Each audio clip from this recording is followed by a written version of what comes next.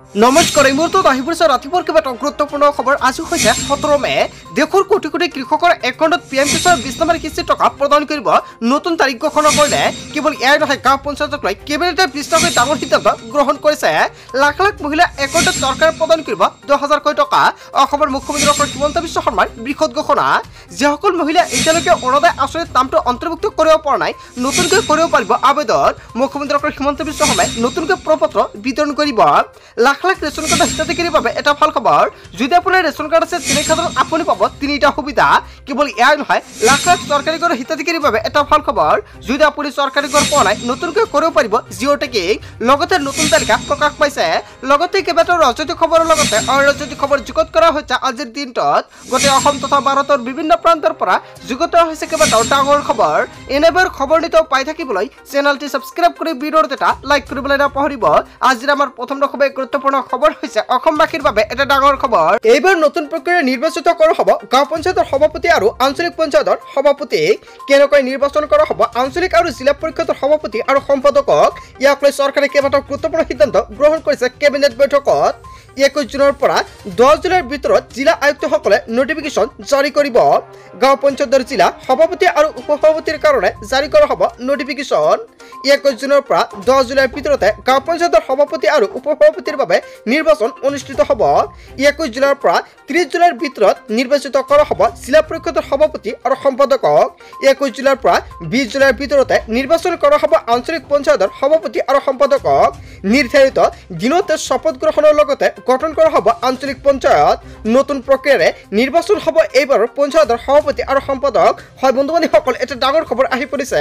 প্ৰত্যেকখন গাঁও পঞ্চায়তৰ সদস্যই আয়ুক্তৰ উপস্থিতিত প্ৰত্যক্ষভাৱে নিৰ্বাচিত কৰিব পাৰিব সভাপতি। আৰু এইবাৰ নতুন প্ৰক্ৰিয়াৰে নিৰ্বাচিত কৰা হ'ব গাঁও পঞ্চায়তৰ সভাপতি আৰু আঞ্চলিক পঞ্চায়তৰ সভাপতি। ইয়াৰ বিষয়ত জনতাই কি ক'ব? যদি জনতাৰ কিবা মন্তব্য কৰিব লগা থাকে, আপোনালোকৰ মন্তব্যটো নিশ্চয় কমেণ্ট কৰি জনাই দিব। তাৰপিছত অসমবাসী ৰাজুক জনাইছে আমাৰ পৰৱৰ্তী খুবেই গুৰুত্বপূৰ্ণ খবৰ। লগতে ডাঙৰ খবৰ, আকৌ আহিছে মহামাৰী কভিড। হয়, আপুনি ঠিকেই শুনিছে, সাৱধান হওক, দ্ৰুতগতিত বিয়পাইছে কৰোণা ভাইৰাছ। কেৱল এয়াই নহয়, হংকং লগতে ছিংগাপুৰত ধৰা পৰিছে নতুন কৰোণা ৰোগী। সমগ্ৰ এছিয়াত বিয়পিছে এই কৰোণা। বন্ধু বান্ধৱীসকল, সকলোৱে আগতীয়াকৈ সাৱধান হওক। এছিয়াৰ কেইবাখনো দেশত বৃদ্ধি পাইছে কভিডত আক্ৰান্তৰ সংখ্যা। হংকং স্বাস্থ্য মন্ত্ৰালয়ে ঘোষণা কৰিছে এই জৰুৰী অৱস্থা। চ' বন্ধু বান্ধৱীসকল, সকলোকে সাৱধান হোৱাৰ বাবে আহ্বান জনাইছে। কেৱল এয়াই নহয়, 3 মে পৰ্যন্ত কভিডৰ বিভিন্ন ভেৰিয়েণ্ট 31 জন লোকৰ মৃত্যু হৈছে। তাৰপিছত অসমবাসী ৰাজুক জনাইছে আমাৰ পৰৱৰ্তী খুবেই গুৰুত্বপূৰ্ণ খবৰ। লগতে ডাঙৰ খবৰ, কেঁচাগড়ৰ ছাৰ্ভে কৰাৰ পিছতো পকীঘৰ পোৱাসকলৰ বাবে এটা ডাঙৰ খবৰ। যদি আপোনাৰ কেঁচাগড়ৰ ছাৰ্ভে এতিয়ালৈকে হোৱা নাই বা যদি হৈছে, তেনে ক্ষেত্ৰত আপুনি চৰকাৰী ঘৰ পোৱা নাই নেকি?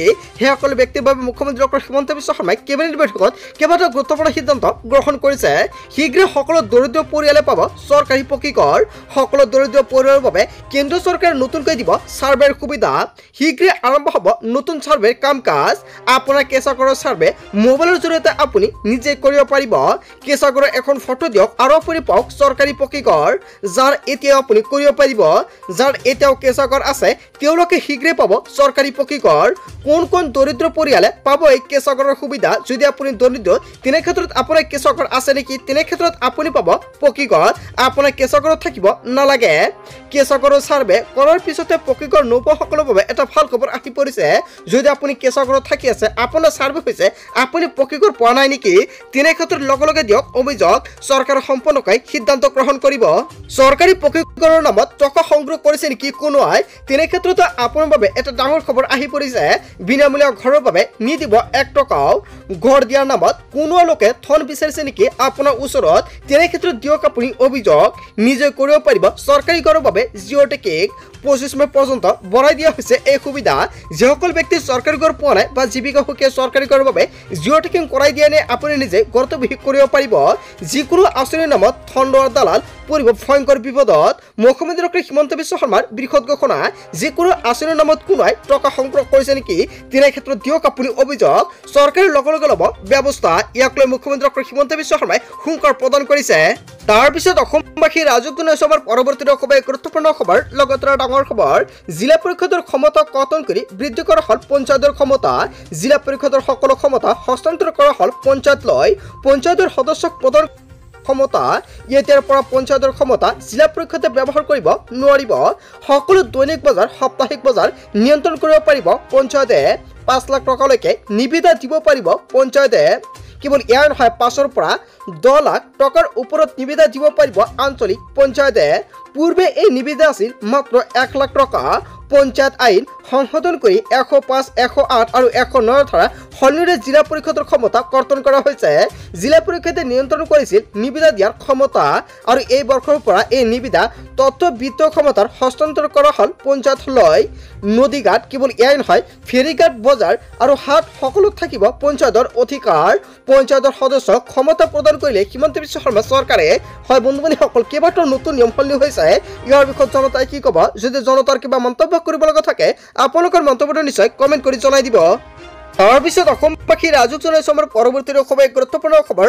লগতে ডাঙৰ খবৰ ফুটপাথত নচলিব ব্যৱসায় কেইবাটাও ডাঙৰ মন্তব্য কৰিছে ন্যায়ালয়ে ৰাজ্যসমূহলৈ কঠোৰ নিৰ্দেশনা জাৰি কৰিছে উচ্চতম ন্যায়ালয়ৰ ফুটপাথত বেদখলমুক্ত কৰিবলৈ ৰাজ্যসমূহলৈ কঠোৰ নিৰ্দেশনা জাৰি কৰিছে পদযাত্ৰা আৰু খোজকাঢ়ি যোৱা লোকসকলৰ যাতায়াত সুনিশ্চিত কৰিবলৈ কেইবাটাও গুৰুত্বপূৰ্ণ সিদ্ধান্ত গ্ৰহণ কৰিছে উচ্চতম ন্যায়ালয়ে ফুটপাথত চলা ব্যৱসায়ৰ বাবে বহু লোকৰ খোজ কাঢ়াত অসুবিধা হয় প্ৰতিখন ৰাজ্যলৈ নিৰ্দেশনা জাৰি কৰিছে উচ্চতম ন্যায়ালয়ে ফুটপাথত নচলিব ব্যৱসায় সকলে সাৱধান হওক অন্যথা পৰিব আপুনি ডাঙৰ বিপদত পিছত অসমবাসী ৰাজুক জনাইছো আমাৰ পৰৱৰ্তী খুবেই গুৰুত্বপূৰ্ণ খবৰ লগতে ডাঙৰ খবৰ অৰুণোদয় নোপোৱা হাজাৰ হাজাৰ মহিলাৰ বাবে আহি গল ভাল খবৰ পঞ্চায়ত নিৰ্বাচনৰ পিছতে প্ৰতিগৰাকী মহিলাই চৰকাৰে লাভ কৰিব নতুনকৈ অৰুণোদয় আঁচনি প্ৰপত্ৰ পঞ্চায়ত নিৰ্বাচন শেষ হল এতিয়া সকলোৱে লাভ কৰিব অৰুণোদয় আঁচনি অৰুণোদয়ৰ পৰা নাম কৰ্তন হোৱা প্ৰতিগৰাকী মহিলাৰ বাবে মুখ্যমন্ত্ৰী হিমন্ত বিশ্ব শৰ্মাই দিলে ভাল খবৰ সকলো দুখীয়া দৰিদ্ৰ মহিলাই লাভ কৰিব অৰুণোদয় আঁচনি পঞ্চায়ত প্ৰতিনিধি গাঁৱলৈ গ'লে লিখি দিব আপোনাৰ নাম অৰুণোদয় নোপোৱা মহিলাৰ নামৰ তালিকা বিধায়কক জমা দিব লাগিব বিধায়কৰ অনুমোদন পোৱাৰ পিছতে লাভ কৰিব অৰুণোদয় নোপোৱা কোনো মহিলা চিন্তা কৰিব নালাগে মুখ্যমন্ত্ৰী হিমন্ত বিশ্ব শৰ্মাই সকলোকে প্ৰদান কৰিব অৰুণোদয় আঁচনি নতুনকৈ প্ৰপত্ৰ বিতৰণ কৰিব অসমৰ মুখ্যমন্ত্ৰী হিমন্ত বিশ্ব শৰ্মাৰ চৰকাৰে আৰু এতিয়া মুখ্যমন্ত্ৰী হিমন্ত বিশ্ব শৰ্মাই ডাঙৰ মন্তব্য কৰিছে যিসকল ব্যক্তি অৰুণোদয় আঁচনিৰ পৰা নামটো কৰ্তন হৈছিলে সেইসকল ব্যক্তিৰ বাবে এটা ভাল খবৰ আহি পৰিছে পঞ্চায়ত নিৰ্বাচন শেষ হৈছে হয় বন্ধু-বান্ধৱীসকল এতিয়া আপুনি নতুনকৈ লাভ কৰিব প্ৰপত্ৰ জুন বা জুলাইৰ ভিতৰতে চৰকাৰে নতুনকৈ প্ৰপত্ৰ বিতৰণ কৰিব যেতিয়া বিতৰণ কৰিব নিশ্চয় এইটো চেনেলৰ জৰিয়তে পাই যাব তাৰ বাবে সকলোৱে আগতীয়াকৈ চেনেলটি সাবস্ক্ৰাইব কৰি ৰাখিব তাৰপিছত অসমবাসী ৰাজুক জনাইছো আমাৰ পৰৱৰ্তী খুবেই গুৰুত্বপূৰ্ণ খবৰ লগতে ডাঙৰ খবৰ দেশৰ লাখ লাখ কৃষকৰ বাবে ভাল খবৰ আহি পৰিছে কৃষকৰ একাউণ্টত শীঘ্ৰে সোমাব চৰকাৰী ধন চৰকাৰে ধন বিতৰণৰ বাবে সাজু কৰিছে তালিকা এই মাহতে কৰি লওক এইকেইটা গুৰুত্বপূৰ্ণ কাম অনথা বঞ্চিত হ'ব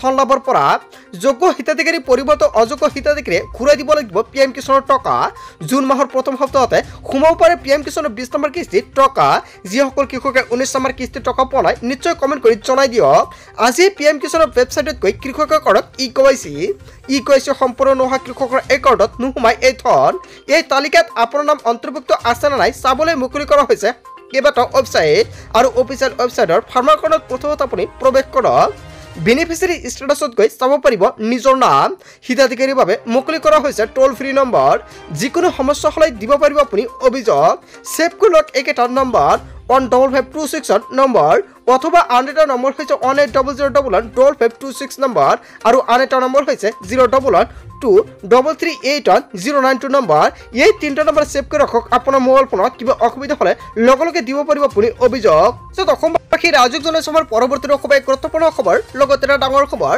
মুখ্যমন্ত্ৰী হিমন্ত বিশ্ব শৰ্মাৰ বিশেষ ঘোষণা health A review meeting with department of irrigation today on K scheme মুখ্যমন্ত্ৰী হিমন্ত বিশ্ব শৰ্মাই কেইবাটাও স্কিমৰ কথা ঘোষণা কৰিছে ইনক্লুডিং ফ্ৰী এডমিশ্যন ফ্ৰী এডমিশ্যনৰ কথা ঘোষণা কৰিছে নিযুত মহিলা আঁচনি লগতে স্কুটি আৰু চাইকেল লোক লৈ কেইবাটাও ডাঙৰ মন্তব্য কৰিছে মুখ্যমন্ত্ৰী হিমন্ত বিশ্ব শৰ্মাই recommended and modern schools in tea gardens area কেৱল ইয়াই নহয় যদি আপোনাৰ ৰেচন কাৰ্ড আছে আপুনি সম্পূৰ্ণ বিনামূলীয়াকৈ ল'ব পাৰিব এই এডমিশ্যন আৰু যদি আপোনাৰ ৰেচন কাৰ্ড আছে আপোনাৰ ইনকাম সাৰ্টিফিকেটৰ প্ৰয়োজন নাই ইয়াতে চাওক সম্পূৰ্ণকৈ উল্লেখ কৰিছে ration card will now be accepted as income proof ration card হৈছে আপোনাৰ income proof free college admission যদি আপোনাৰ ৰেচন কাৰ্ড থাকে আপুনি ফ্ৰী এডমিশ্যন ল'ব পাৰিব কেৱল ইয়াই নহয় অল ষ্টুডেণ্ট আণ্ডাৰ নিযুত মইনা নিড টু ৰিএপ্লাই যদি নিযুত মইনা আঁচনিত আপোনাৰ নামটো অন্তৰ্ভুক্ত হৈ আছে তেনে ক্ষেত্ৰত আপোনাৰ ৰিএপ্লাই কৰিব লাগিব those scoring 80% plus in HS can